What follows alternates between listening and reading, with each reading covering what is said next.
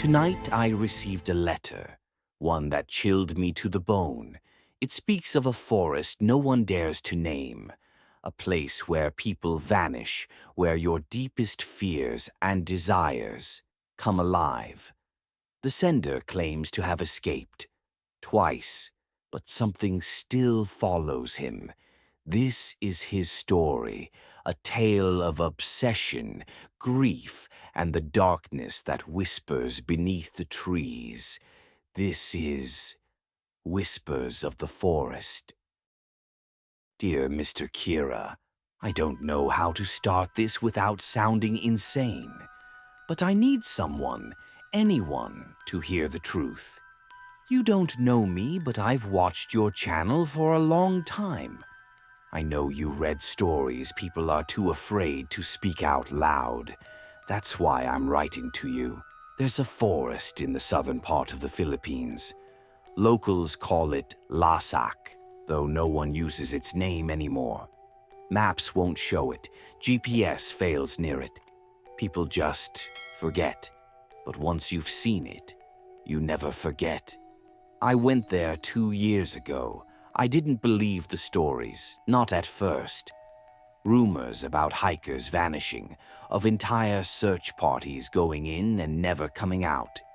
They said the trees whisper, and if you listen too long, you'll start to see what you fear the most. But I wasn't looking for fear.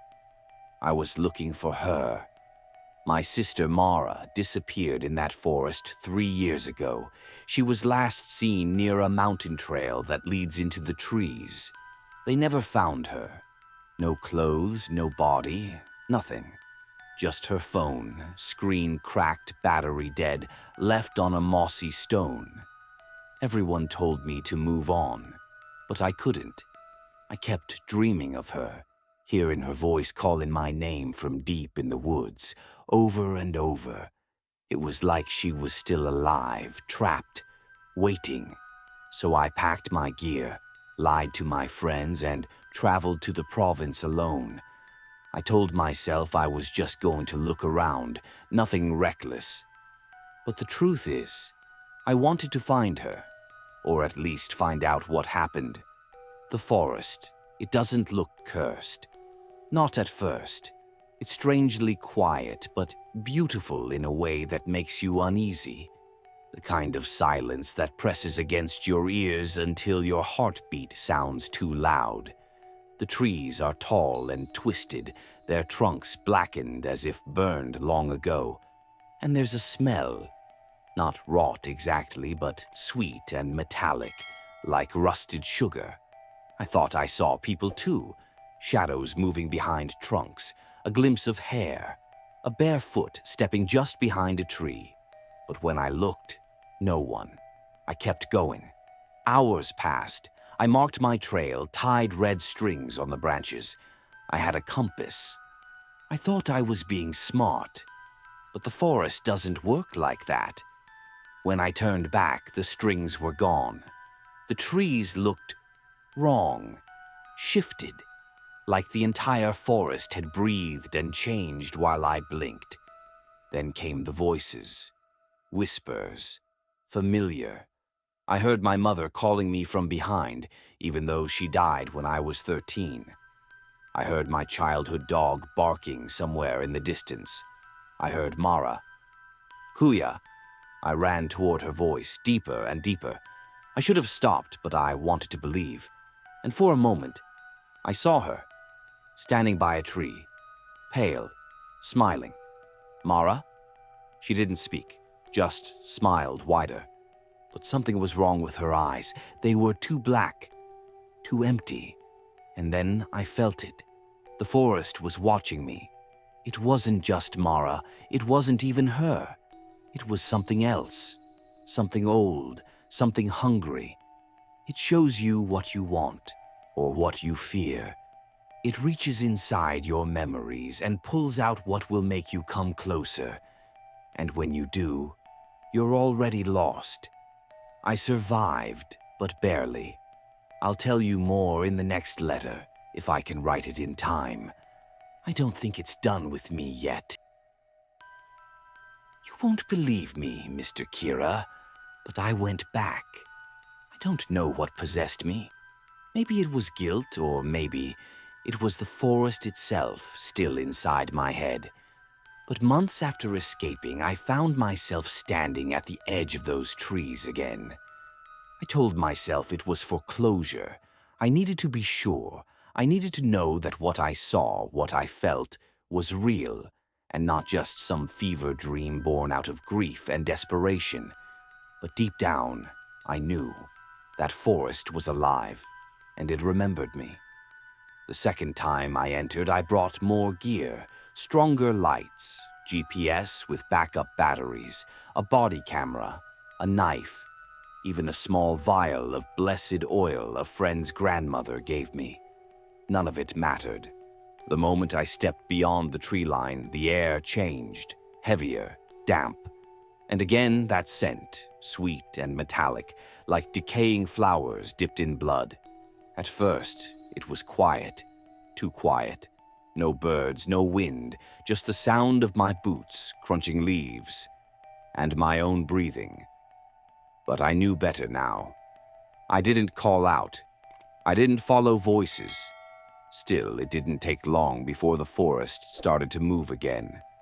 I heard branches snapping far too close, saw the flicker of movement in my peripheral vision, and then I saw a lantern light ahead, faint, flickering. I shouldn't have gone toward it, but I did. That's when I saw her again. Not Mara this time. It was Angela. Angela was the girl I loved in college. She died in a car accident 5 years ago. I never told anyone how much I blamed myself, how I made her late that day by asking her to stay longer. But here she was, standing under the glow of the lantern. She looked perfect, alive. She smiled and whispered, "You can fix everything. Just come with me." Her hand reached out. I backed away. "You're not real," I said. Her smile didn't change, but her eyes flickered. Black, hollow. And just like Mara before, her face, stretched, mouth too wide, jaw opening like it could unhinge. And then she screamed, not with sound, but with feeling, like grief, rage, and despair all wrapped in one. I ran, but I wasn't alone anymore. The trees shifted with every step. The ground pulsed. The red strings I tied this time unraveled on their own, slithering off the branches like they were alive. I heard my father's voice, calling my name from behind. Then my childhood teacher. Then a friend who had already died. The forest was throwing everything at me, trying to wear me down, trying to make me choose one of them. But I kept moving, until I stumbled into a clearing I had never seen before. In the center was a stone altar, covered in moss, half buried in roots. On it lay a doll, made of twigs and human hair. I swear to you, Mr. Kira, that hair looked exactly like Mara's. Then I heard whispering, so close it felt like someone was breathing down my neck. "Tell us what you want." The voice wasn't one. It was many speaking in unison. Men, women, children, all blended into one unnatural chorus. "Tell us what you fear." I closed my eyes, clutched the blessed oil, and poured it onto the altar. It hissed, literally hissed, like something was burning. The doll twitched, the ground cracked, the trees shrieked like wounded animals. And then, silence. When I opened my eyes, the altar was gone. No stone, no doll, just forest. But the whispers didn't stop. They've never stopped since. That night, I found my way out, somehow. The GPS had no signal, and my compass spun in circles. But I kept walking, resisting the urge to follow any voice I heard. I emerged near a riverbank. It was dawn. My phone was dead, and my body ached as if I had been dragged through thorns. I don't know what the forest really is, but I have theories. It's not just haunted. It's sentient, a predator. And that thing inside it, that creature, It doesn't kill like a beast. It seduces, it lures, it mirrors.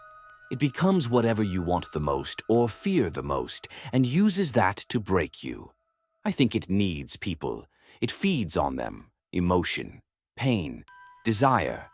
And once you see it, it sees you back. That's all I can write for now. But this isn't over. Not for me. Not for anyone who's ever heard the whispers. I thought I was the only one, Mr. Kira. But I was wrong. 2 weeks after my second escape from the forest, I received a message. No number, no contact, just a location pin and 4 words. We need to talk. I almost deleted it, but curiosity, or maybe something deeper, forced me to check. The pin led to a small town near the base of the mountain where Laysac begins. I went. At first, I thought it was a trap, but when I arrived, I found a man waiting by a bakery. He was thin, gaunt, but his eyes, they looked like mine. Tired, haunted. His name was Simon. He said, "You went in, didn't you?" I nodded. Twice. He didn't even look surprised. Simon brought me to a small, boarded-up house at the edge of town. Inside were 4 others, 2 men, a woman, and a boy no older than 16. All of them had been inside Laysac. All of them had seen something. They called themselves the Marked, because once the forest sees you, it marks you. Not physically, but psychically. You become tethered, drawn to it, dreaming of it, hearing it even when you're miles away. Some of them had been inside for hours, others for days. One man named Elias had been trapped for 2 weeks before stumbling out naked, speaking in tongues. He hadn't spoken a real word since. The woman, her name was Mira, told me something I can't forget. She said, "Not everyone who comes out is really out." I asked what she meant, but she just stared at the wall and whispered, "You'll understand soon." That night I stayed with them. I heard Elias muttering in his sleep, words in a language I didn't recognize, his eyes fluttering beneath his lids like he was watching something terrible. Simon handed me a journal.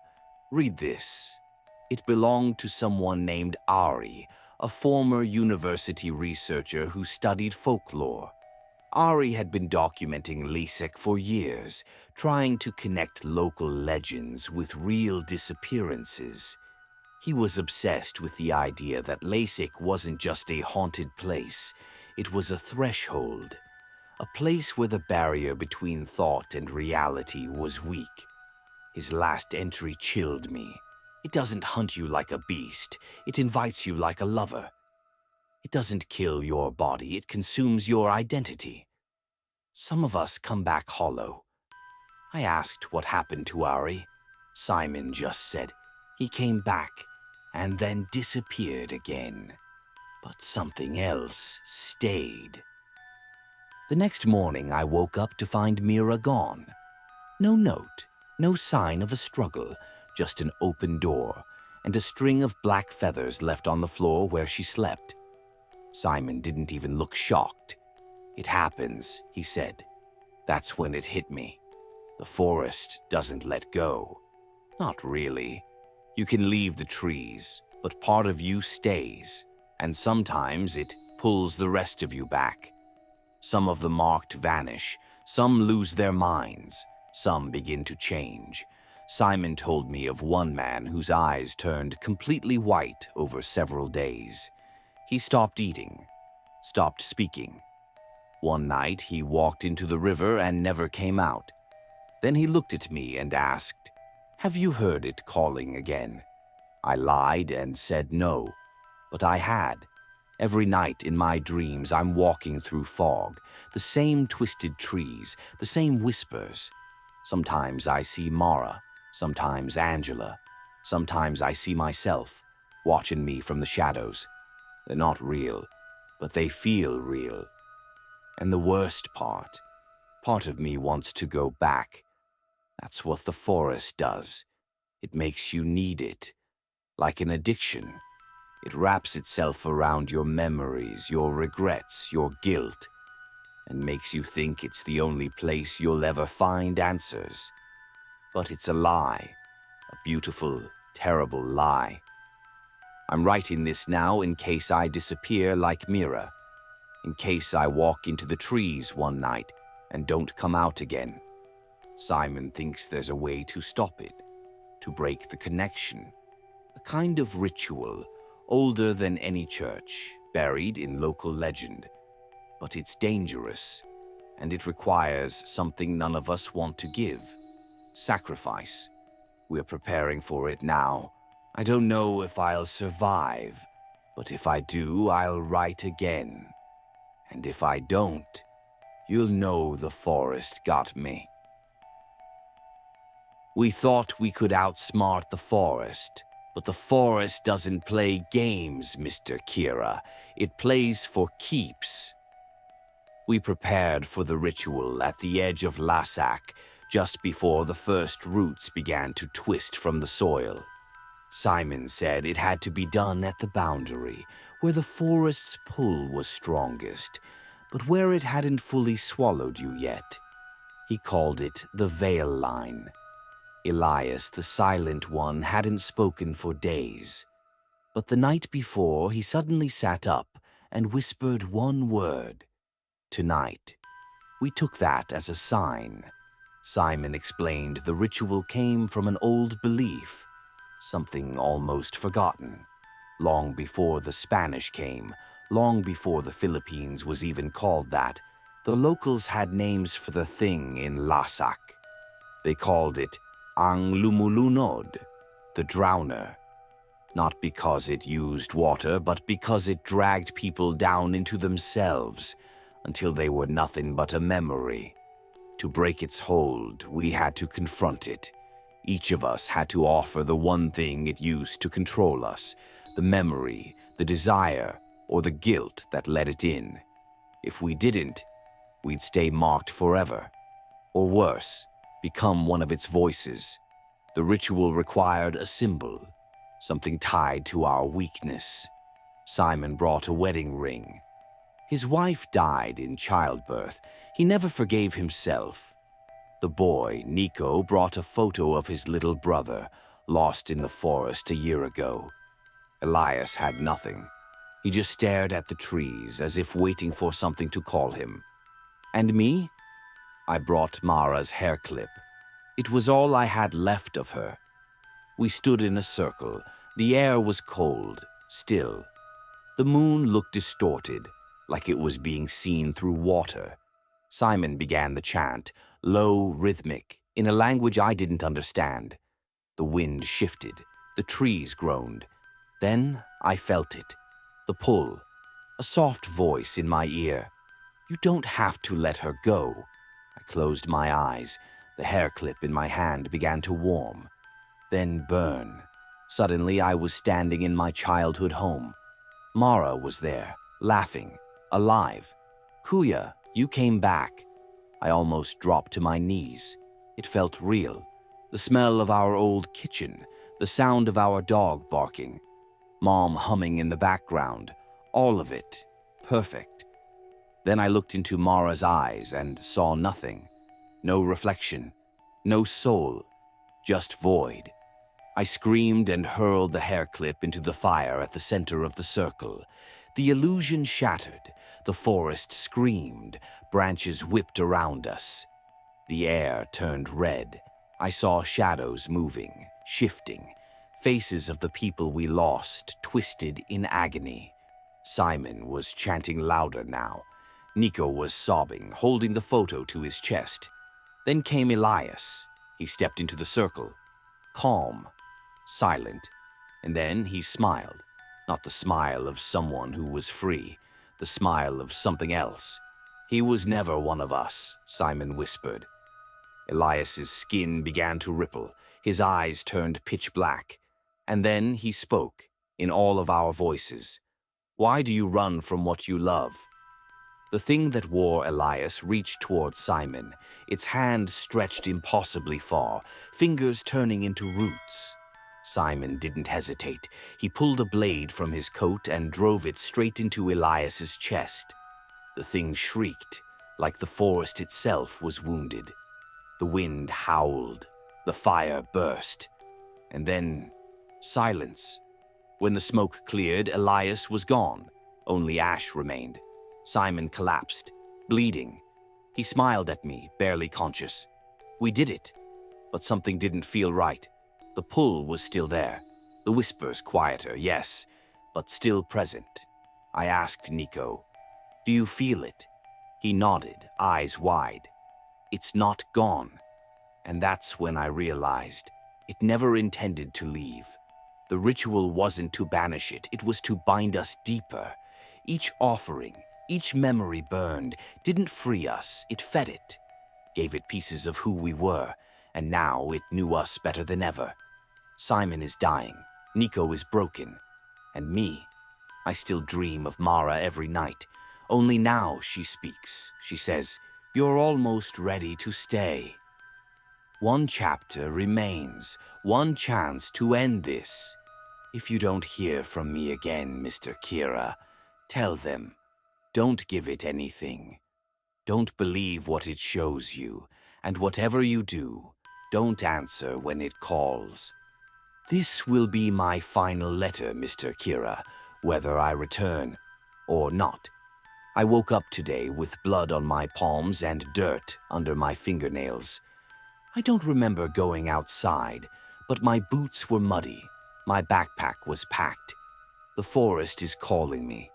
No more whispers, no more illusions, just clarity. A pressure in my chest like something is waiting, watching, breathing with me. Simon is gone. He died the night after the ritual. Nico is missing. The others, I don't know anymore. I think the forest claimed them long before they realized it. And now it wants me to finish what I started. I'm going back in, Mr. Kira. Not to run, not to fight, but to confront it. Because I understand now, the forest is not just a place. It's not even just a creature. It's a mirror, a living reflection of everything we bury, our fears, our failures, our grief. And if you stay long enough, it stops showing you illusions. It shows you truth. I've packed only what I need. No weapons, no rope. Just the letter I wrote to my sister when I thought she was dead. I never sent it. It's my last anchor. I'm writing this beside the tree line where the wind is still and the birds never sing. The trees sway, but not with the wind, with intention, like they know I'm here. I take the first step. Nothing changes, then the second, and the air thickens. The smell of metal returns. The sky darkens, even though the sun is still up. I walk for what feels like hours, but the forest bends time. I pass familiar spots, the altar now cracked and overgrown, the place where Elias vanished, the spot where I first saw Mara. Everything's quieter now, more focused. Then I reach the heart, a massive clearing, dead silent. The trees form a circle, unnaturally perfect, and in the center is me, or something wearing me. It looks up, same face, same clothes, same scars.